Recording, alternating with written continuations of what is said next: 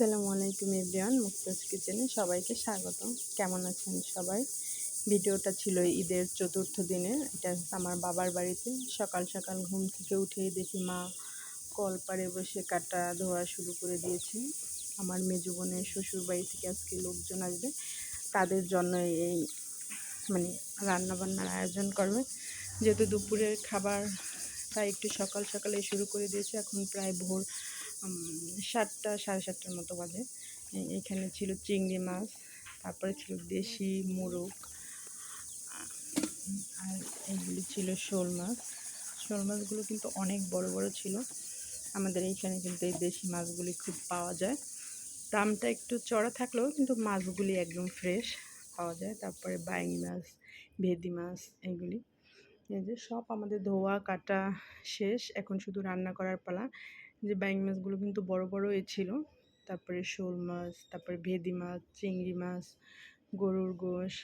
আমরা এগুলি এখন মাটির চুলায় রান্না করব। বিসমিল্লাহ বলে রান্না শুরু করে দিলাম। একপাশে আমি মাছটা ভেজে নিচ্ছি। এটা কিন্তু ভেজে তারপরে ভুনা করা হবে হালকা মশলা দিয়ে। আমরা এই মাছটাকে ভেদি মাছ বলি, আপনারা কে কী বলেন অবশ্যই কমেন্ট করে জানাবেন। আর এক পাশে মা মুরগির মাংসটা রান্না করতেছে। যেহেতু মাটির চুলায় দুপাশে রান্না করা যায়, দুই পাশে দুইটা রান্না করতেছিলাম। মাছটা ভুনা করা হয়ে গেছে। এখন আমি বাইং মাছটা ভুনা করতেছি। এটা নারিকেল দিয়ে ভুনা করা হবে। নারিকেল দিয়ে বাইং মাছ রান্না করলে কিন্তু অনেক মজার হয় খেতে। আর এই মাছটা কে কে পছন্দ করেন অবশ্যই কমেন্ট করে জানাবেন। আর এই পাশে আবার কাবাবের জন্য মাংস আর ডাল সিদ্ধ বসিয়ে দিয়েছি। ওটা অবশ্য হয়ে গেছে। তারপরে আমি আর এক পাশে চিংড়ি মাছটা হালকা করে ভেজে ভুনো করে নেব। আমার বাইং মাছটাও কিন্তু রান্না প্রায় শেষের দিকে। কালারটা এতটা লোভনীয় লাগছে যা বলার মতো না। এমনি তো মাটির চুলার রান্না কিন্তু খেতে দারুণ মজার হয়ে থাকে। তারপরে কালারটাও অনেক সুন্দর। আমার চিংড়ি মাছ ভুনা, তারপরে বাইং মাছ দুটোই রান্না শেষ। এখন আমি শোল মাছটা কষিয়ে নিচ্ছি। এটা ভুনা করা হবে। আর এক পাশে গরু মাংস রান্না করতেছিলাম, কিন্তু ওটা ভিডিওটা নেওয়া হয়নি। ঝাল ঝাল করে শোল মাছ ভুনা করতেছিলাম। আর ঢেঁড়স ভাজিটা কিন্তু হয়ে গিয়েছে। আর আমাদের সব রান্না বান্না প্রায় শেষের দিকে, যেহেতু মেহমান চলে আসবে, দুপুর হয়ে আসছে, তাই আমাদের রান্নাটা তাড়াতাড়ি করে শেষ করে নিলাম। এরপরে আমার মেজো বোন সালাদ কাটতেছিল, আর ছোটো বোন আবার আমাকে কাবাব বানাতে সাহায্য করতেছিল। আর আমি এদিকে কাবাবটা ভেজে নিলাম। আমার রান্নাগুলো কার কাছে কীরকম লেগেছে অবশ্যই কমেন্ট করে জানাবেন।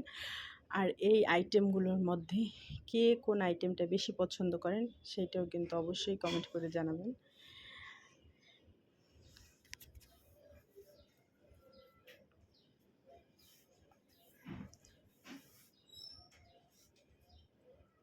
আমার রান্না বান্না কিন্তু একদম শেষ। এখন মেহমান আসছে, খাবারগুলো সার্ভ করব।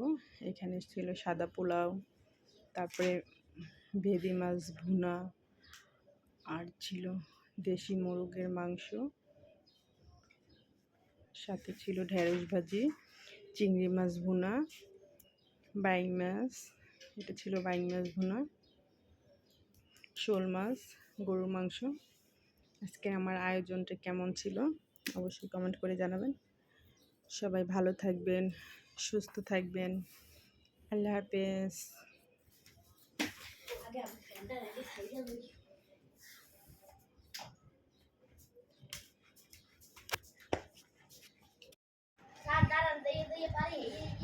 শোল মাছ ভুনাটা কিন্তু অনেক ইয়ামি ছিল। কালারটা এতটা সুন্দর আসছে যা বলার মতো না।